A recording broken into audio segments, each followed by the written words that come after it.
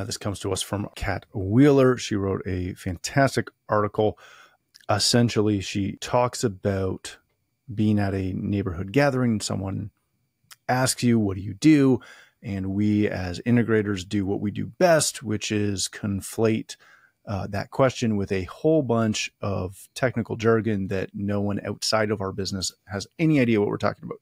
Why are we still at this point that we haven't figured out how to pitch ourselves to our clients? Yeah, it can be really challenging when you're an integrator. It's not an easy one to figure out, which is probably why we're still talking about it. How many times do we have to teach you this lesson, old man? I love the young people. On this episode of ResiWeek, we talk Expo attendance, Crestron is simplifying, and the power of the pitch. All this and more on this episode of ResiWeek. This is ResiWeek, episode 501, Pitch Power. Welcome to this episode of ResiWeek. This is your weekly roundup of all the latest news and stories for the residential AV industry. I'm your host, Matthew Scott for AVNation.tv. And this week, I'm pleased to be joined by two of my good friends. First, we have Mr. Jason Griffing. He's the Director of Product at OneVision Resources. How are you, sir? I'm doing great, Matt. Thanks for having me. Oh, thank you for being here. Then we have the one and only Mr. Ian Bryant. He's a technical manager over at IES Communications. How are you, sir? Doing well. It's always a pleasure. Excellent. All right, gentlemen, let's jump right in. This comes to us from CE Pro. Nearly 14,000 converge in Denver for CEDIA Expo 2025. Almost 14,000 registered attendees were able to take part in more than 250 educational sessions, as well as the show's destination outdoors, keynote address, the All-Star Band, et cetera, et cetera, et cetera. Go read through the article. As always, our good friend, Mr. Archer, kind of gave a quick overview of what that show looked like. As you all know, I was not there. Both of these gentlemen were. Jason, let me start with you on this.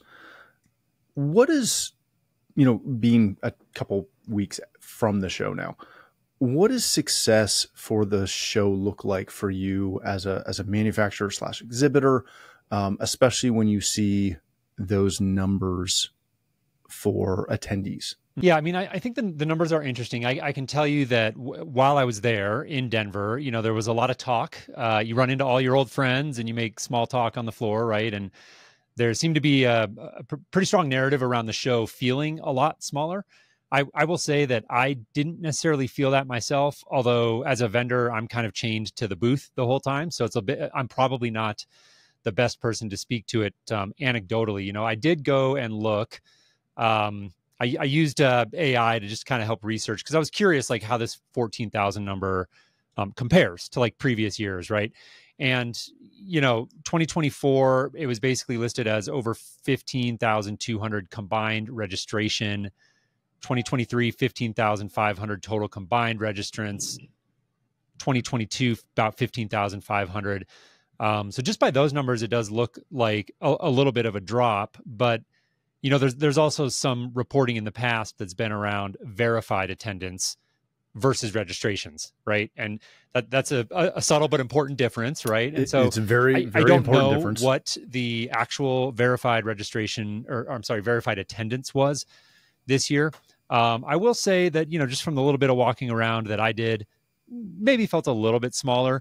I will say directly to your question, as a manufacturer there, I felt like we had a great show. We met our goals in terms of lead generation. A lot of our focus right now is also on building, more solid like brand partnerships with other companies in the industry. For those who don't know, I won't do a OneVision pitch here, but we do like service and support solutions for integrators, right? And a big part of our strategy right now is collaborating with other brands and manufacturers and so forth in the industry. So we got a lot of good results on that front as well. I'm proud to say we brought home a couple of CEDIA awards that we applied for, so that we entered ourselves in the running for. So, across those three things, like lead generation, sort of industry partnerships and brand momentum, for us, it was a very successful show.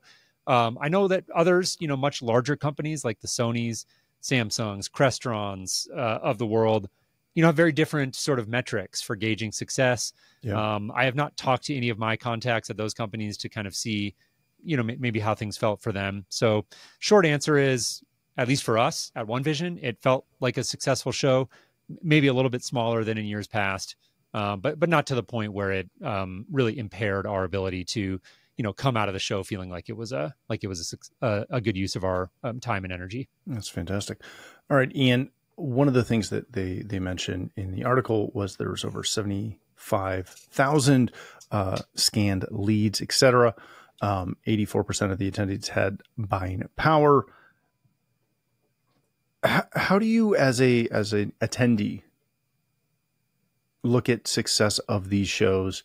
Again, whether 14,000 people registered versus 14,000 showed up, depending on which vendors were actually on site and what they offered. How do you justify the show as an attendee? I think, it's multiple areas when it comes to the vendors, the engagement and the, what they're bringing to the show, to how much staff they're bringing, how much product they're bringing to demo, to show. I think that from the show floor perspective, it seemed full. Then maybe they shifted the floor around and make it feel more full than it was, but it definitely felt like attendance was good. There was a lot of people in booths, a lot of people talking, getting demos. The sound booths were packed, huge long lines with them again, like last year, which was always great to see. But I think that you could definitely tell some of the big dog manufacturers that you used to have monster booths just have shrunk over the years, and this year have gotten even smaller. So there's not a big footprint with some of the really, really big name brands there as there used to be. I did notice a very big uptick in really small brands in the smaller areas in the commercial side of the show. There are a lot of much smaller booths that people I'd never seen before. So that was really good to see. And then there's the other side of it, which is the education side. And from what I heard from, some of my fellow volunteers that were teaching, they said the turnout was amazing. A lot of classes were, full or near full, which I always think is a really good indicator of the type of people that are coming to the show. When education does well, it means usually that there's really good engagement from the attendees that are trying to be involved, trying to learn. So I heard that was a really good turnout, and we've had a couple years. I think Atlanta was some of the bad years, 2010, 2011 down there when education was just completely dead, and it also showed on the show floor. So I think hand in hand, if you have a good floor, good education turnout, it's usually a pretty good engaged crowd. And that's really, even if the numbers don't show, if it's not 14,000 and if it was maybe 10,000, if the engagement was really high, I think that's what's really most important. And I noticed, I spoke with some friends that were bringing new technicians for the first time. I heard a lot of first time attendees this year. And that's always, again, a very positive thing to see for the industry. Speculating a little bit and looking forward, I am very curious to see. I know that one thing that's been tough for me personally, and I know for many others, is the timing of the show being right off the back of Labor Day weekend. Yeah, it's terrible. It's kind of brutal, especially as a manufacturer, because I had family in town for Labor Day. Yeah, they're here for 5 days. They leave, and I immediately go down to the convention center and have another 5 days of just nonstop, booth setup, show, tear down, and so. And I know a lot of people travel and have things going on. Back to school for a large back slate to of the school country is too. Another thing. Here in Colorado, we start school really early, so that's not a factor Well, not for me. for you, but in many parts of the country, it definitely is. Anyone coming from the East Coast, I think it's much more common out there. Yeah. So one thing that I know they're doing next year is they're actually moving it to the week before Labor Day. And I don't know if that's better or worse. In some ways it might be better, but it's going to move from basically Thursday through Saturday, the week after, to Wednesday through Friday, the week before. Mm-hmm. So, for a lot of the integrators who attend will tend to leave the show on the last day anyways. Like Saturday is always dead. Yeah. Manufacturers, you're obviously there to the bitter end. So now you've got a bunch of people there till the bitter end on Friday before Labor Day weekend, which I know a lot of people like to take that day off, extend that long weekend. So I just wonder, what that's going to do to attendance and engagement, like Ian was saying. You know, I think just generally like having the show line up so close to a holiday, whether it's before or after, it's just not optimal. And I don't think that's helping anything. Yeah, it's definitely problematic. Yeah. We'll leave it at that. And granted, I also do recognize how hard it is to move shows around based on all the other shows that are in all the other venues. But yeah, again, 100%. And I'm assuming they probably got, you know, potentially got a better deal on the show, like probably because not a lot of people want to do it around that time. So there's probably more availability and better prices. They can pass those prices on to exhibitors, hopefully. Right. So like, you know, I get it. Like I don't want to armchair quarterback this too much. Like I understand there's a lot of complexity here. But I will just say, as far as like trying to drive attendance and get as many people there as possible, just butting it up so close against a holiday just makes it that much more challenging. Yeah. I will say that it is very odd that it is so close to a holiday.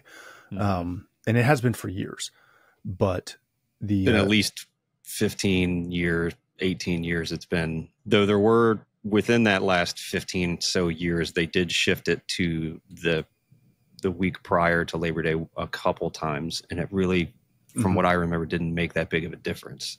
No, I just remember the early years, which were actually the Atlanta years for me, when I feel like it was late September. And that was, again, just due to my personal schedule, which is, of course, the only one that I actually care about. That was much better. Well, 100%. The only other thing that, and again, just because you brought up being an armchair quarterback and nitpicking, the only thing that I will nitpick on is, my gosh, please, someone release actual like printed badges. Those are the numbers we want to see. And I'm sure, as I will not speak for any exhibitors, but I'll tell you that if I was exhibiting, that's what I would want to know as well. I don't care how many people register. I want to know who actually showed up.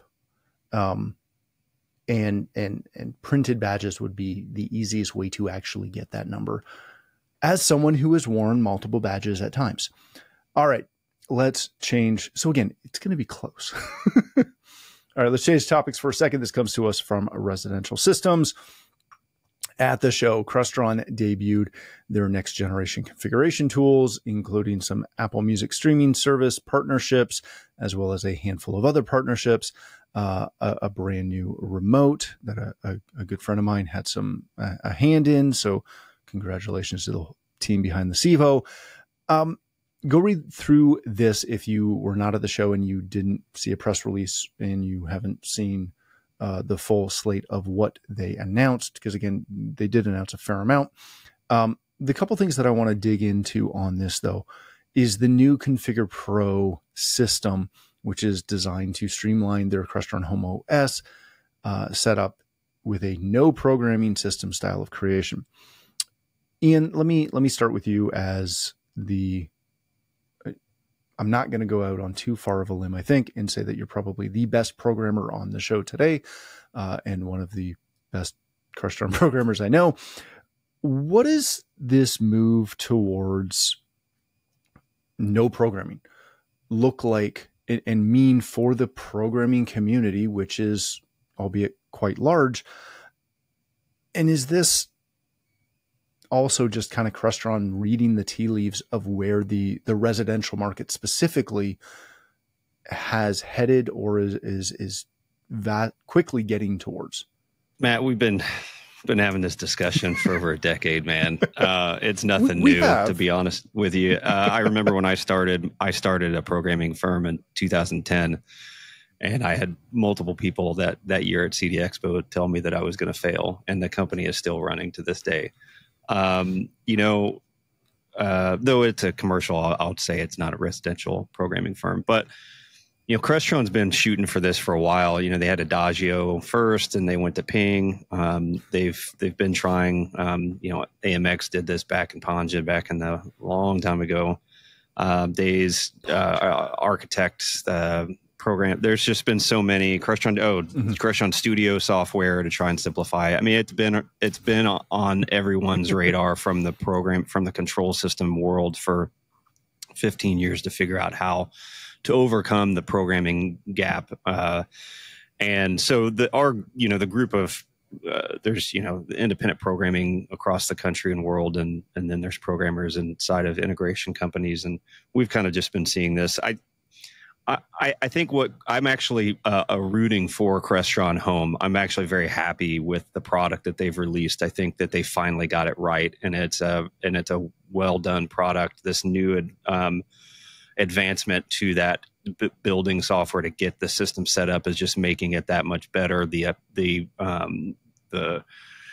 agreements and the partnerships that they're developing with additional manufacturers and software, I think is just making the product even more robust. And so I'm all for it. I think it's great.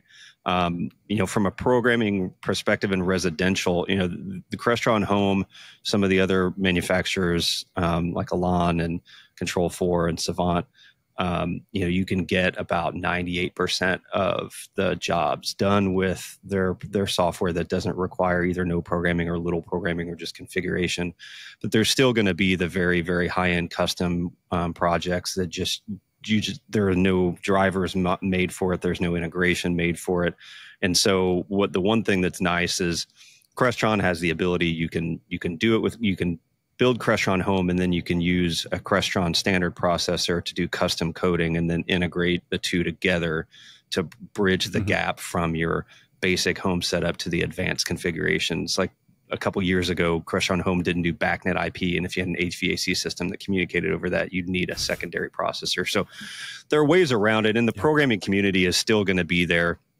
Eventually, it's going to be strained more and more in residential to where there's less and less programming opportunities. But the commercial world is still full of those, because the broad scope of products and manufacturers in the commercial world is just so vast that it can't really be put under one umbrella of an automatic program that does everything for you. So,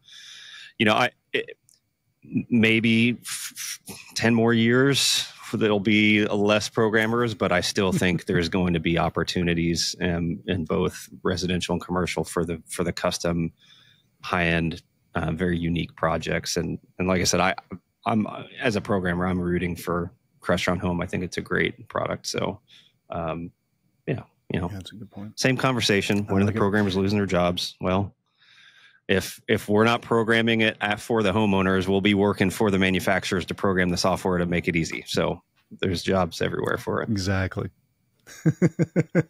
I love it. Jason, is this Crestron being reactive to the customer per se, or is this Crestron being reactive to the market in the sense of just simplification and who's driving that? Yeah, I mean, I think that it's probably all of the above, in the sense that, customers are always going to want, more, faster, and cheaper, right? That's just like a law of the universe, right? And ultimately, it is our jobs as businesses, no matter what business you're in, is, to find ways to meet that customer demand, of course, in a way that you can be profitable as well. And ultimately, I see this as a great thing, different tools for different jobs. I completely agree with Ian. There's always going to be space for custom and high-end stuff that just won't be able to be met by these kind of off-the-shelf sort of WYSIWYG type editors and things of that nature. At my job at OneVision, I work on the software side of our business. So we're building software all the time. And we love tools and libraries and frameworks that give us, easy things to sort of pull and plug in, like Legos and building blocks, but then still have the ability, when those don't work exactly like you need them, you can then put on your other hat and start custom coding. And I think Crestron is kind of like fitting into that bucket now. They've got a very, very strong pedigree in the very high end of the market, fully customizable. And now they are continuing to make progress in this easier kind of drag and drop type of programming environment. And ultimately, I think, the thing I think about is, when it comes to home technology and smart homes, we work in a very kind of resource constrained environment, meaning if it was significantly easier and cheaper to deploy these systems, probably a lot more people would have them, right? People, I think, generally want their homes to be more convenient, more secure, more comfortable. Technology is a great way to enable that. But today, even though it's gotten a lot cheaper over the last 10 plus years, it's still a significant investment. And the more that we can lower that barrier to entry, I think the bigger the pie gets, right? So I think it's great that these tools exist. I think it's wonderful that a company as strong as Crestron is coming in, putting significant resources into trying to figure out how to make this easier. And then the other facet I think about is, I've been in the CEDIA industry for close to 20 years now, was an integrator for a long time before I joined OneVision. And I worked at a bunch of different integration companies, and there was not ever an example I can think of where you didn't have some degree of key person dependency on the programmer, right? The programmer is the guy or gal that you're like, if this person gets hit by a bus today, we are screwed. And I think, that's great job security for the programmers, but from a business perspective, it's nice to know that like, if a customer needs a change or something goes sideways with a program, it doesn't require somebody with, really, really deep knowledge of how to do custom programming to get in there and kind of figure out what's going on. So I think it just makes everything easier, starts to, continue that pattern of bringing costs down and making the technology more affordable and hopefully more reliable. And then to Ian's point, there's always going to be a need for that higher end custom stuff as well. Yeah, that's a great point. All right, gentlemen, let's hit our last story of the day. This comes to us from a Residential Tech Today and a really good friend of the show, Kat Wheeler. She wrote a fantastic article about You Had Me at Smart Home, the art of the AV elevator pitch. Go read through the article because you should, if you're in this business, identify with this 100%. Essentially, she talks about being at a neighborhood gathering and someone asks you, what do you do? And we as integrators do what we do best, which is conflate that question with a whole bunch of technical jargon that no one outside of our business has any idea what we're talking about. We've all done it, don't lie. Heck, most of us did it today. She then goes on to talk about why those pitches fail and outlines a bunch of different ways to actually come up with a pitch that makes sense for not only your business, but for the people you interact with on a daily basis. So this is, I've been reading these articles for probably, as Ian kind of alluded to last article, over 10 years in the business. Jason, this is one of the best ones I've read on this, but why does Kat have to write this?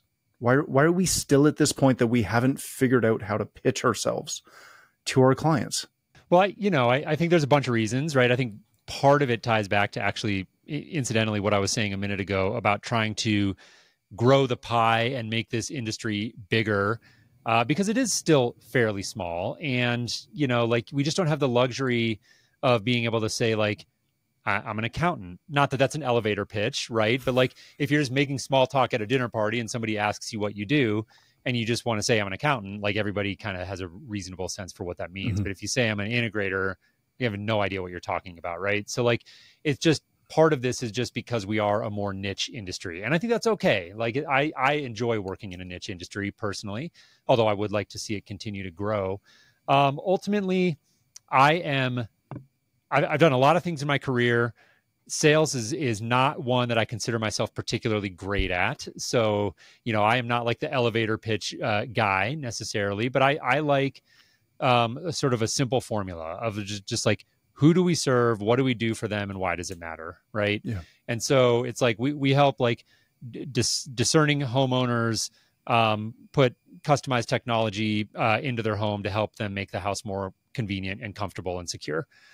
Something that simple that just gets the point across can be a great way. Again, if you're at the dinner party conversation, context matters. Obviously, if you're out there talking to an architect, designer, potential homeowner who already is kind of coming into this conversation, knowing a little bit about who you are and what you do, now your elevator pitch needs to focus more on differentiation, right? So these are different kind of use cases. But look, I just think it's kind of hard, like, whether we like it or not, it's just a little bit difficult to describe what we do as an industry. I will say that I have found it has gotten a little bit easier over the last, 5 to 10 years or so with more of the DIY stuff coming onto the market. So the, Alexas and Nest thermostats and Sonos music and things like that. So, my version of this today is when people ask me, again, I'm on the manufacturer side, so it's a little bit different, but I basically just tell people, so, I work in the connected home business. And so if you're not familiar with the smart home, this is things like home automation,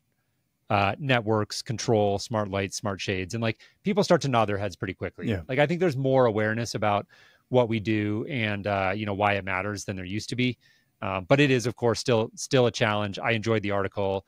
And I think she's spot on. Like definitely if I was still an integrator, this is something that I would be really trying to refine and think about because, we're B2B on our side. And so most of the people coming to us already have some sense for what we do. But it can be really challenging when you're an integrator. It's not an easy one to figure out, which is probably why we're still talking about it, like you said. Yeah, pretty much. I will say I find it quite comical that in the AV space, we start with a short descriptor of what we do, and then we have to expand it to get people to understand what we do. In my construction company hat and side of my life now, we start with the complicated one because we tell people that we do custom millwork and cabinetry, focused renovations essentially. And when they look at me with that deer in headlights look, we go, yeah, we're contractors. And they go, oh, cool. Yeah, we get it. I got it.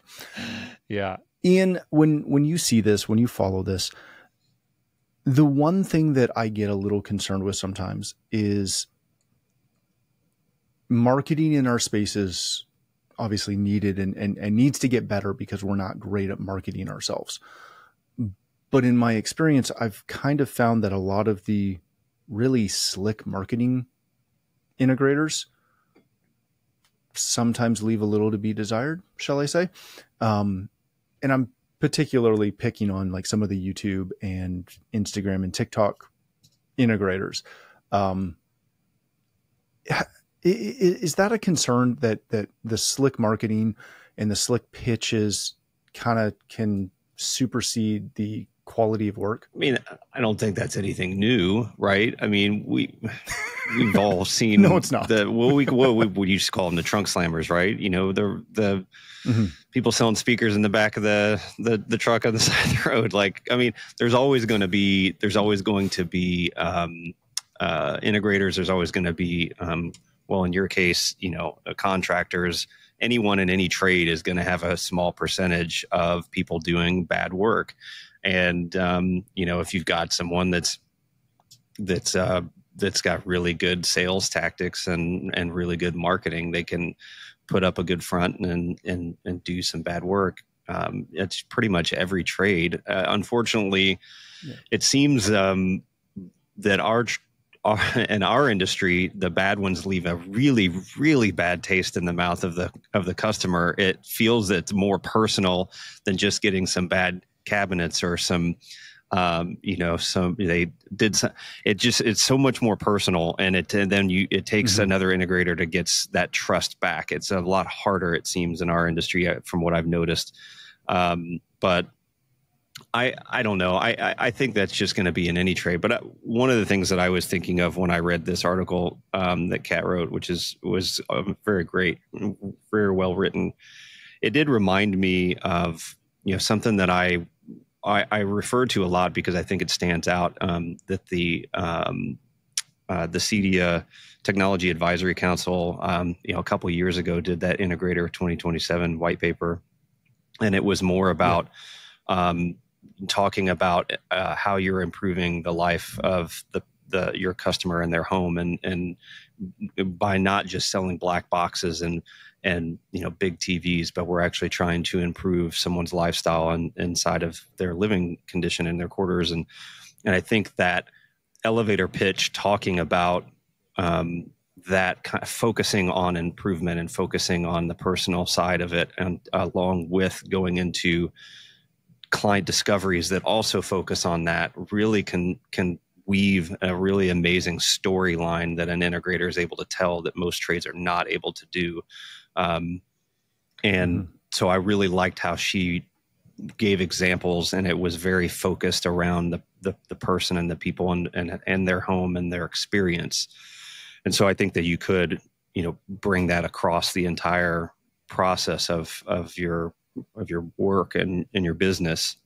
So it's like you said, we the elevator pitch in our industry has been up for discussion for so long, because how do you get the point across? And then, as Kat mentioned, depending on who you're talking to, there's 20 different ways of presenting it, because everyone has a different view of what our industry is. But I think that it's extremely important, and I definitely, as both of you said, recommend going and reading it. And one of the things that she put in there was making sure that everyone in your company is on the same page with that elevator pitch and how it reflects in your business. And I think that was a really good one. So it's not just the sales team using the pitch. The technicians, when they're talking to the customers on the site, get it as well, and they kind of spread the same message. And it's a very important process.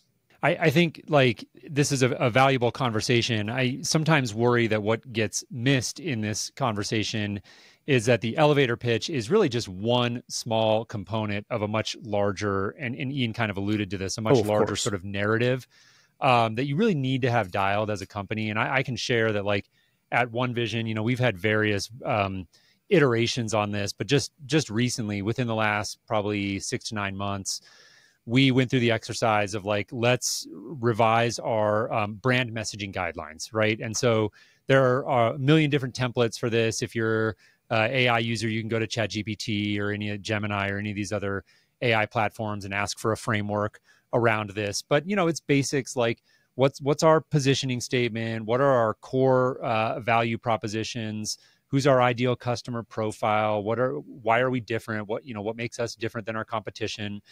And there's no need to like complicate this. You can come up with a very simple framework, but the process of going through and like getting that written is enormously clarifying. And then at the end of that process, you have this fantastic written document that, I feel like I've mentioned now AI several times, but like just to go back there one more time, like what we did then is we were able to take that brand messaging document, feed that as context to a custom GPT in our Chat GPT account. And now it's like a fantastic resource for, hey, we need to, write a quick email or newsletter summarizing this new feature, use our brand messaging guidelines. And now it knows, all of the core things that we want to emphasize in our messaging. And so it's a really, really useful exercise, whether you're going to use AI or not, just to get everybody on the same page. And that would be my one final point on it, is just don't get like too myopic on the elevator pitch. Because that is really just one component of like a broader messaging strategy that I think is really more important to think about like holistically. Again, I think the article is great. I think the elevator pitch is important, but make sure you like don't lose sight of the other components that kind of feed into that as well. Yeah, you definitely have to be able to follow it up. Yeah. Otherwise, and just have it documented. It's going to be a problem. I think, documentation is like one of those things that's so hard to, it's very low urgency, right? Very high importance, but low urgency. And so it always like slips to the back of the list. And at some point you just have to like bite the bullet, force yourself to get this stuff written down, and it'll pay dividends for a really long time. Yeah, that's a great point. All right, gentlemen, we are going to leave it there. Thank you both so much for joining us. Ian, if people want to connect with you, learn more about IES Communications, where can they do that? You can go to our website at iescomm.com. That's iescomm.com. And then I'm on social media pretty much everywhere, either Ian Bryant or iBryant20. Excellent. Thank you, sir. Jason, if people want to connect with you, learn more about OneVision resources, where can they do that? Yeah, go check out the website at onevisionresources.com. I'm also fairly active on LinkedIn, just my full name, Jason Griffing, so you can find me there as well. Excellent. Thank you again for joining us. If you'd like to connect with me, you can find me on all of the socials at Matt D. Scott. But more importantly, please visit AVNation.tv, where you'll find this show as well as a wide variety of other shows with all the verticals that we cover. When you visit the website, please take a moment to check out our supporters. We are extremely thankful for their support and ask that you check them out as well. Thanks again for watching. That's all the time we have for this episode of ResiWeek, the network for the AV industry. What are you listening to? This is AV. This is AVNation. This is AVNation.